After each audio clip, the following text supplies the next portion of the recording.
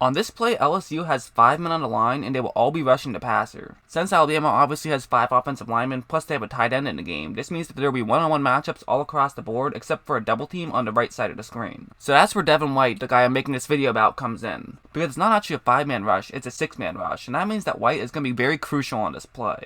Because everyone else that's in charge of blocking for Alabama is already tied up in a block. So White basically just has to pick a hole and try to get through it as quick as possible and try to get to the quarterback. He's going to start off by trying to run straight forward, however that's going to start to create a problem. There's a halfback running a flat route who's going to try to run up that same hole. So what White is basically going to do is go to the other side of that left guard. So White does that and he gets through so quickly, he's now in perfect position to try to get to the quarterback. However, there's going to be one problem. Since he is now running as fast as he can and all his momentum is taking him to the bottom right hand corner of the screen, all the quarterback has to do is take a couple steps over and White just runs past him. Much like a bullfighter fighting a bull. Devin White was able to run very quickly in one direction, but he wasn't able to turn quick enough to make a play. White was able to run very fast in one direction and get over to the quarterback, but he wasn't able to finish it off by being able to have the footwork to go over and make a tackle. Devin White's clearly a very talented player, however he has his problems. As you see here, while LSU does have 4 men on the line, one of them is actually going to be dropping back into coverage. Now the way this play is designed to work is they're hoping that the right guard and center are going to be double teaming that interior lineman right there. And if the center was in a zone blocking scheme, which you will typically do on most plays, then that would be the case. However, instead, it's actually going to be the left guard who's in zone, meaning the center and left guard will be the one double teaming that interior lineman. Which is crucial because that opens up that right guard to be able to block Devin White, who's going to try to fit through that hole. While this isn't something White is expecting to be happening, this is something that White should be prepared for if it does happen. However, he gets completely blindsided by it and gets taken out of play completely. It is a somewhat understandable mistake, however, if I'm thinking about taking you with the 10th overall pick, it's a mistake I expect you not to make. And speaking of mistakes I don't want you to make, there was this other weird one. It's a quarterback sneak, so it is going to be a zone blocking concept, and the quarterback basically just runs up the middle and you try to pick up some yards. It's pretty simple. We all know how quarterback sneak works. However, take a look at what Devin White is going to do here.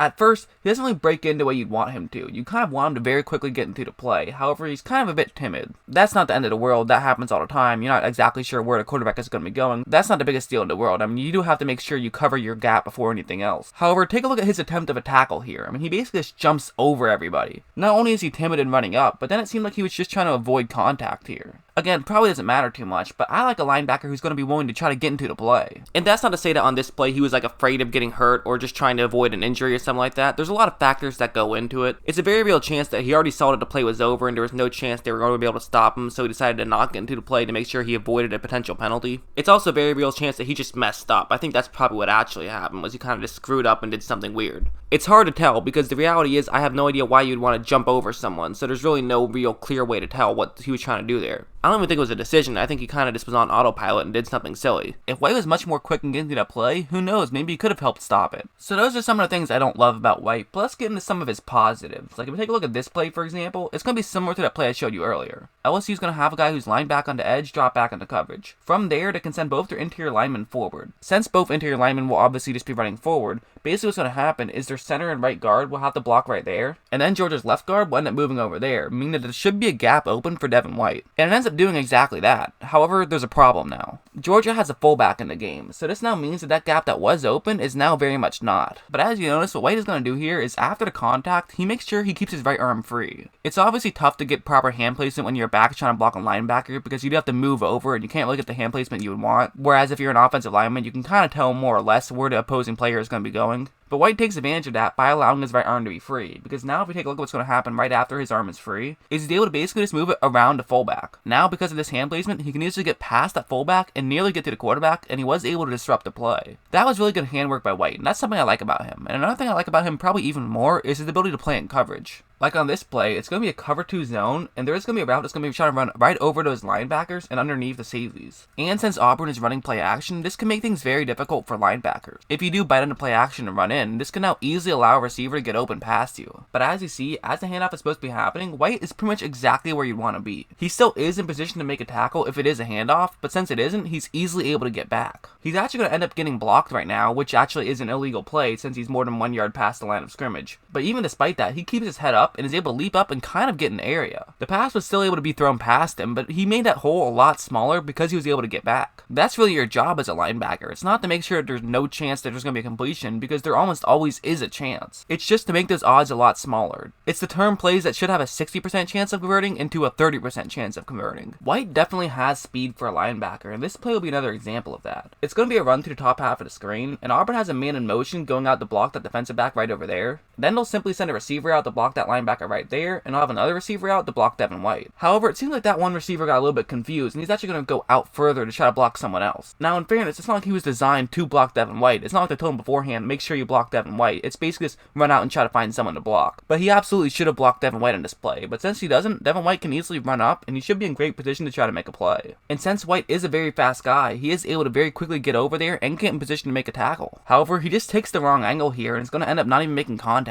That wasn't a physical mistake, that was just a mental mistake. If he ran just 2 yards further down the field, it would have been an easy tackle, and they wouldn't have been able to get a first down. Sure, you're now setting up third down and medium or third down and short, but at least it's a third down. Now you just gave up the first down. And again, I don't think that's a reason to not draft a guy, because clearly physically he has a talent. But he's definitely a work in progress, and is going to have to get that mental game down. But again, worth mentioning, for every one of those plays, there's one of these. If we take a look, that's where Devin White is on the screen, and a left tackle is going to move out to block him. So now if you notice, Devin White does now realize that there is a left tackle who's getting ready to block him. So look at what he's going to do here. He's basically just going to put his left arm right there, right on that tackle's right side of his body. This is important because the tackle is moving up to the left side of the screen, so this now means that he can push him in that direction and use momentum to his advantage to take that tackle out of the play. But also worth noting, look at Devin White's feet here. Look at how far spread apart his legs are, and look at how far his knees are bent. This is perfect for what you want to be doing here. It's almost like a hook in boxing, where you're able to just basically twist your shoulders and get a tackle out of the way. He completely gets around his block and is able to get into the play for a tackle. Maybe one of his best attributes is the ability to shed those blocks, which can be super valuable in a linebacker. Like in this play, for example, White is going to be blitzing, and he's actually going to be going straight into the center who's in his zone blocking. If you take a look, the center realizes that White is blitzing. It's going to move up to try to block him, but take a look at what White does. White basically puts his left arm over the center's left arm. This now makes things very easy for him to just get around him, and he's able to run over. The ball was thrown too quick for him to get into the play, but he still did a great job of getting past that center. White also is a fast guy, and he's very good in coverage. Like if you take a look at this play, for example, that's where he is on the screen, and he is in charge of covering that zone right there. Now, as you see, on a typical play, he would have nothing to do here, since it was a quick pass to the top half of the screen, and it's very far away from where he is. But the Louisiana Tech receiver does a great job of getting around his initial man, but now White is able to go over and get into the play. He doesn't make the best tackle once he creates contact, but he was at least able to slow him down, and that's another knock on White that you see a lot, and it is pretty fair. I think White definitely has his pros and cons as a player. This is going to sound pretty obvious, and it's going to sound that way because it is pretty obvious. Tackling is a very huge part in a linebacker being good.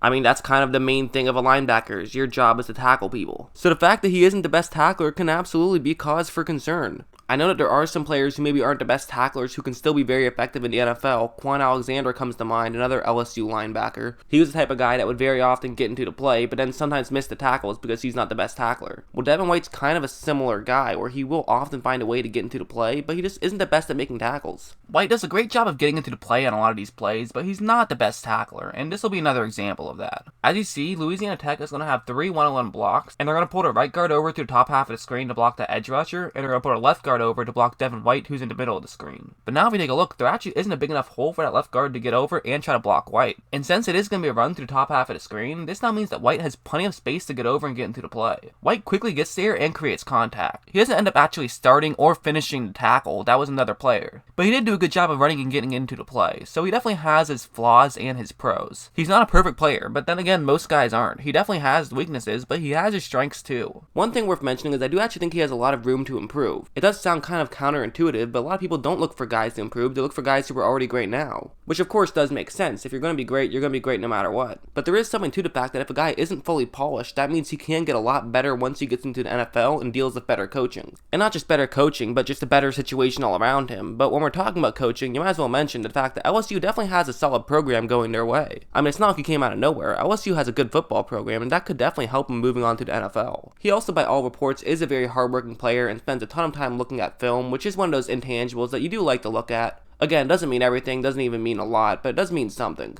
I also think that one thing that could benefit him is he really could play any linebacker position, and he just has great speed. I mean, that speed, especially now in today's age where there's so many fakes going on, speed is so important as a linebacker, and White definitely is a fast guy. He's also just a freak athlete. I mean, this guy is basically just all muscle, so that's another thing I like about him. Would I draft him with a top 5 or even top 10 pick? I would say probably not. But I think he's definitely first round material, and I definitely think he can be effective in the NFL.